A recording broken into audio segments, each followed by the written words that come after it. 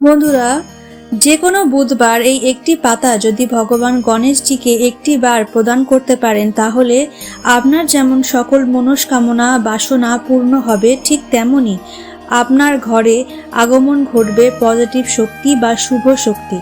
হ্যাঁ বন্ধুরা, আপনারা একেবারেই ঠিক শুনছেন। আপনাদের ভাগ্য পাল্টে যাবে। আপনারা গাড়ি বাড়ি অর্থ যা চাইবেন তাই পাবেন। তাছাড়াও ঋণ থেকে মুক্তি পাওয়া, আপনাদের আর্থিক বৃদ্ধি হবে অবধারিত। বন্ধুরা, এই উপায় বা ক্রিয়াটি করার পর আপনাদের জীবনে অর্থ প্রাপ্তি হবে।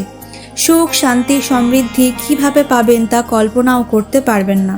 হ্যাঁ বন্ধুরা, আপনারা যদি বুধবার দিন যদি বিশেষ এই টোটকাটি করতে পারেন, তাহলে আপনার জীবনে আর্থিক উন্নতি, সাংসারিক সুখ শান্তি বা জীবনে আপনার যদি সকল প্রকার মনোবাসনা থাকে তা সবটাই পূর্ণ হয়ে যাবে। ঠিক তেমনই বলা হয় যে যদি আপনার কেউ ক্ষতি করতে চায় তাহলে বাপ বাপ করে পালিয়ে যাবে। হ্যাঁ বন্ধুরা, আপনারা একেবারেই ঠিক শুনছেন। বন্ধুরা, আপনারা যদি এই বছর যে কোনো বুধবার দিন যদি এই বিশেষ ক্রিয়া বা উপায়টি করেন, তাহলে হাতে নাতে রেজাল্ট আপনি পাবেনই পাবেন। এবং মনে রাখবেন যে আপনারা প্রত্যেকেই জানেন যে বুধবার হলো সিদ্ধিদাতা গণেশের বার। শাস্ত্রমতে এমনটা বিশ্বাস করা হয় যে এমনকি এই দিনে যদি আপনারা গৃহে সুখ শান্তি ও সমৃদ্ধিতে ভরিয়ে তুলতে চান, তাহলে ভগবান গণেশকে এই একটি মন্ত্র দিয়ে যদি অর্পণ করতে পারেন, তাহলে জীবনে সব সুখ শান্তি ফিরে আসবে। তাই এই মন্ত্রটি বলতে একেবারেই ভুলবেন না। গণেশজির আশীর্বাদ ও কৃপায় আপনার সংসারে সুখ শান্তি ও সমৃদ্ধির জোয়ার আসবে। এবং কম বেশি আপনারা হয়তো প্রত্যেকেই জানেন যে মা লক্ষ্মীকে যেমন বলা হয় সৌভাগ্যের দেবী, ঠিক তেমনই গণেশজিকে বলা হয় সৌভাগ্যের দেবতা।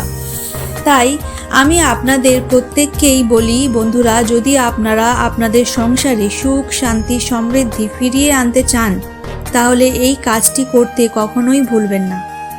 বন্ধুরা, মনে রাখবেন যে আপনার সংসারে সুখ শান্তি সমৃদ্ধিতে ভরিয়ে রাখার জন্যে আমরা অনেক কিছুই করে থাকি এবং আমরা প্রত্যেকেই চাই আমাদের প্রত্যেকের সংসারেই যেন সুখ শান্তি সমৃদ্ধি বজায় থাকে, যেন আর্থিক অনটন যেন কোনোভাবেই আপনার সংসারে স্পর্শ না করতে পারে। আর তাই জন্যেই আমাদের সকলকেই বিশেষ কিছু নিয়ম মেনে চলা উচিত। এই প্রসঙ্গ বিস্তারিত জানার আগে আপনাদেরকে বলে রাখি, আপনি যদি আপনাদের চ্যানেলে নতুন হয়ে থাকে তাহলে চ্যানেলটি অবশ্যই সাবস্ক্রাইব করুন এবং যদি ভিডিওটি ভালো লেগে থাকে তাহলে কমেন্টে একটিবার জয় ভগবান গণেশের জয় একটিবার লিখে যাবেন। আর অবশ্যই করে আপনারা আপনাদের নিকটবর্তী বন্ধু বান্ধব আত্মীয় পরিজনদের সাথে শেয়ার করতে ভুলবেন না, যাতে তারাও এই ভিডিওটি দেখে কিছুটা উপকৃত হতে পারে। চলুন এইবার মূল আলোচনায় প্রবেশ করা যাক। তবে মূল আলোচনায় প্রবেশ করার আগে ওম গণ গণপতে নমো লিখে কমেন্টে অবশ্যই করবেন।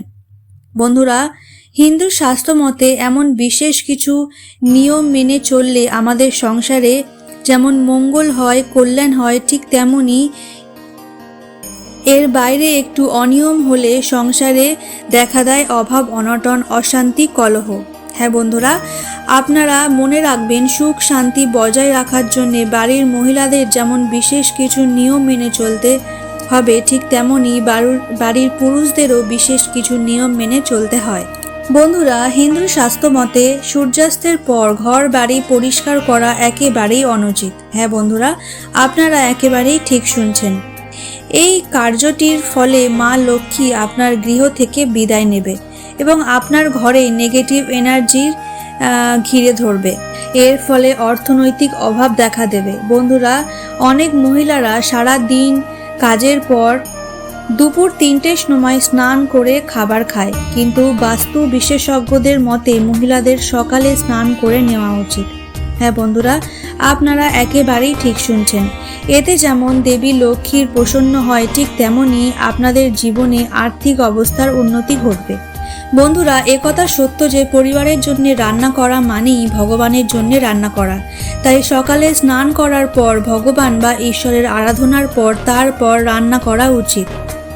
শাস্ত্র মতে লক্ষ্মী দেবীকে পূজা করা, আরাধনা করে প্রসাদ বিতরণ করে তারপরেই গৃহের মহিলাদের খাবার খাওয়া উচিত। তা না হলে মা লক্ষ্মী অত্যন্ত রাগান্বিত হয়। আপনাদের সংসারে সুখ বেশি দিন থাকবে না। আজ আমি আপনাদের যে নিয়মগুলি বললাম সেই নিয়মগুলি কিন্তু বাস্তুশাস্ত্র মতের কথা। বন্ধুরা, যে বাড়িতে মহিলারা কথায় কথায় রেগে যায়, চিৎকার করে, সেই বাড়িতে মা লক্ষ্মী কখনোই থাকে না। এমনকি সেই বাড়িতে সদা সর্বদাই অশুভ শক্তির প্রভাব পড়ে এবং বাস্তুশাস্ত্র মতে বলা হয় বাড়ির সিন্ধুক বা আলমারির সামনে গণেশজির পিকচার রাখলে অর্থনৈতিক উন্নতি হয়।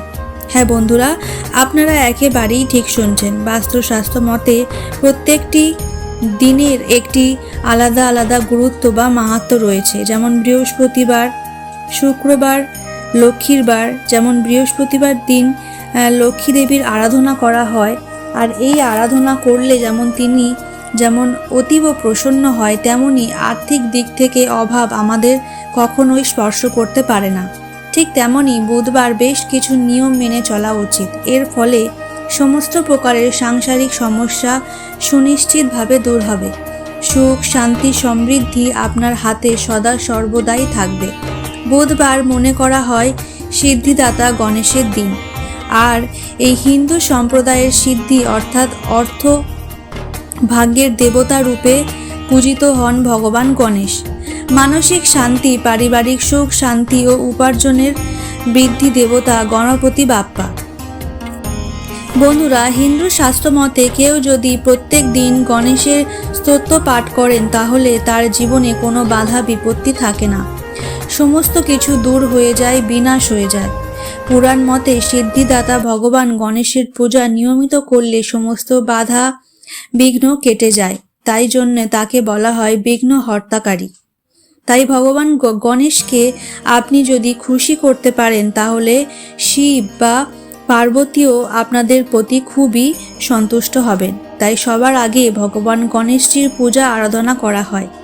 তাই আপনি প্রতি বুধবার যদি বেল পাতা দিয়ে ভগবান গণেশজির পূজা আরাধনা করেন তাহলে আপনার জীবনে সমস্ত বাধা বিপত্তি যেমন দূর হয়ে যাবে, ঠিক তেমনি এমনটাই বলা হয় যে বিভিন্ন রোগ ব্যাধি থেকে আপনি যদি মুক্তি পেতে চান বা আপনার বাড়িতে কোনো সদস্য যদি দীর্ঘদিন ধরে রোগে ভোগেন তাহলে প্রতি বুধবার আপনি 11টি অর্জুন গাছের পাতা দিয়ে সিদ্ধিদাতা গণেশজির পুজো আরাধনা করুন। এতে কিন্তু দারুণভাবে সুফল লাভ করতে পারবেন। সেই ব্যক্তি বা মানুষ যেমন ভগবান গণেশজির আশীর্বাদ ও কৃপায় সেরে উঠবে, ঠিক তেমনি আপনার গৃহে সুখ শান্তি পজিটিভ শক্তির আগমনও ঘটবে।